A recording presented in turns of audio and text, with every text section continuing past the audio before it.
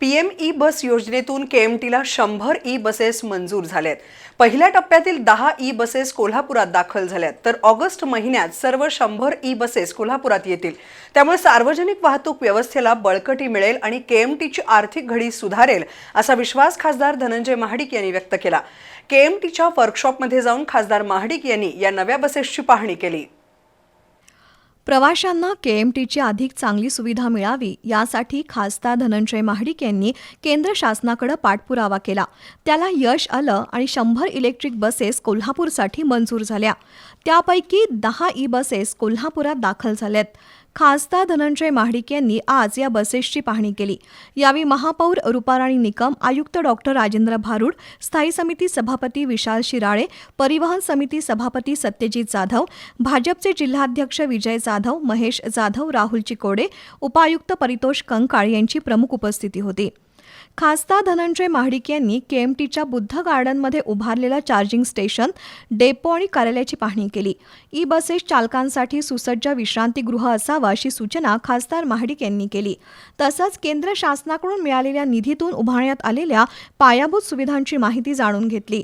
नवीन E बसेसची पाहणी करून त्यांनी नगरसेवक आणि पदाधिकाऱ्यांसमवेत नव्या बसमधून फेरफटकाही मारला। सार्वजनिक प्रवासी वाहतूक व्यवस्था अधिक सक्षम आणि प्रदूषणमुक्त झाली पाहिजे यासाठी पंतप्रधान नरेंद्र मोदी यांनी इलेक्ट्रिक बसेसला प्राधान्य दिलंय। सातत्यानं पाठपुरावा केल्यानं कोल्हापूर शहराला पहिल्यांदा 100 ई बसेस मंजूर झाल्या। शिवाय अन्य पायाभूत सुविधांसाठी 100% निधी केंद्र शासनानं दिला। लवकरच 100 ई बसेस केएमटीच्या ताफ्यात दाखल होतील असं आश्वासन महापालिका निवडणुकीपूर्वी दिलं होतं। त्याची पूर्तता होत असून कोल्हापुरातील सार्वजनिक वाहतूक व्यवस्थेला बळकटी मिळणार आहे असं खासदार धनंजय महाडिक यांनी सांगितलं।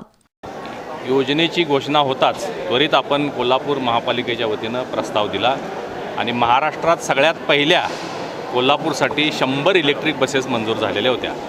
आता या इलेक्ट्रिक बसेस येत असताना त्याच्यासाठी लागणारं जे इन्फ्रास्ट्रक्चर आहे, वर्कशॉपची व्यवस्था पाहिजे, ॲडमिन बिल्डिंगची व्यवस्था पाहिजे, येणाऱ्या सगळ्या ड्रायव्हर्स, क्लीनर्स त्यांची व्यवस्था, मेंटेनन्स आणि इलेक्ट्रिक स्टेशन्स या सगळ्या कामासाठी जवळजवळ 1 वर्ष 1.5 वर्ष गेलेलं आहे। हे सगळे पैसे 100% पैसे केंद्र सरकारनं दिलेले आहेत। केंद्र सरकारनं जे पैसे दिले होते त्याची पाहणी करण्यासाठी मी इथं आलेलो आहे। सगळं इन्फ्रास्ट्रक्चर पूर्णपणे तयार झालेलं आहे। 8 बसेस दाखल झालेले आहेत। 15 ऑगस्टच्या आत कोल्हापूरमध्ये इलेक्ट्रिक बसची सेवा सुरू होईल अशा आमच्या परिवहन समितीच्या वतीनं घोषणा केलेली होती। ती घोषणा पूर्णत्वास येत आहे। 50 ते 60 बसेस 15 ऑगस्टपर्यंत येतील। 9 तारखेला सन्माननीय मुख्यमंत्री महोदय कोल्हापूरमध्ये येत आहेत। जर त्याच्या आधी त्यांनी जर वेळ दिली तर या इलेक्ट्रिक बसेस किंवा पुढची वेळ दिली तर त्यावेळी मोठ्या प्रमाणात याचं उद्घाटन आपण करणार आहोत आणि ही सगळी सेवा कोल्हापूरकरांसाठी आपण कार्यरत करणार आहोत। पीएम ई बसेस योजनेतील 100 बसेस मंजूर झाल्यानंतर काँग्रेस टीका करत होतं। त्यावेळी काँग्रेसच्या काही नेत्यांनी टिंगल सुद्धा केली। पण आम्ही हवेत बोलत नाही तर प्रत्यक्षात करून दाखवतो हे सिद्ध झालंय असा टोला खासदार धनंजय महाडिक यांनी विरोधकांना लगावला। कोल्हापूरला भरभरून द्यायचं काम चालू आहे। विमानतळ झालेलं आहे। आता पीएम ई बसेस 100 यायला लागलेले आहेत। रेल्वे स्टेशनचं काम पूर्ण झालेलं आहे। शहरामध्ये आता हे पूर परिस्थितीच्या बचावासाठी जवळजवळ 3200 कोटीचा प्रकल्प झालेला आहे, होणार आहे।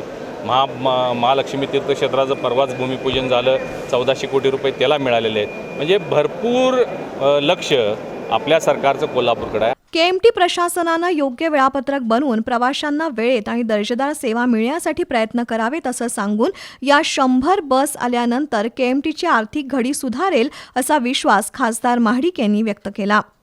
100% ह्या ज्या बसेस आहेत, आपलं पूर्वीचं जे केएमटीचं जे काम होतं त्या बसेस जुन्या झाल्या होत्या आणि मेंटेनन्समुळं केएमटी तोट्यात आलेली होती। खूप मेंटेनन्स, कारण खूप जुन्या बसेस होत्या, मेंटेनन्स अभावी त्या सगळ्या बंद होत्या। 60-70 बसेस बंद आहेत। या नवीन बसेस आहेत, आधुनिक पद्धतीच्या आहेत। याला आता डिझेलचा खर्च नाही आहे।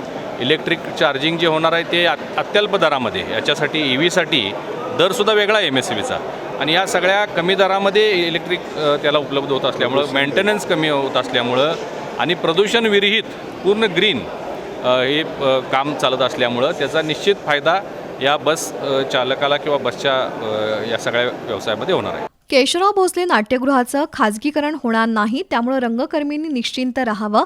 त्यांनी आपल्या सूचना प्रशासनाकडे द्याव्यात असं आवाहनही खासदार महाडिक यांनी केलं. काँग्रेसला आता काही काम राहिलं नसल्यामुळं गृहमंत्री अमित शहा यांच्यावर नाहक टीका होत आहे असं खासदार महाडिक यांनी स्पष्ट केलं. दरम्यान इंटेलिजंट ट्रान्सपोर्ट मॅनेजमेंट सिस्टीमसाठी 8 कोटी रुपयांचा निधी द्यावा.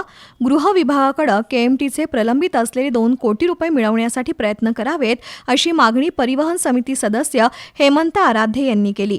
कार्यक्रमाला नगरसेवक मुरलीधर जाधव, विजयसिंह खाडे पाटील, प्राध्यापक जयंत पाटील, बबन मोकाशी, चंद्रकांत संगपाळ, प्रमोद देसाई, विजयसिंह देसाई, नगरसेविका दीपा ठाणेकर, रेखा उगवे, माधुरी नकाते, नेहा तेंडुलकर, निलिमा पाटील, अर्चना कोराणे, सुरेखा ओटवकर, निलांबरी साळोखे, दीपाली काटकर, पूर्वा राणे, अतिरिक्त परिवहन व्यवस्थापक संजय भोसले, पीएन गुरव, प्रसाद जाधव यांच्यासह केएमटी अधिकारी कर्मचारी उपस्थित होते.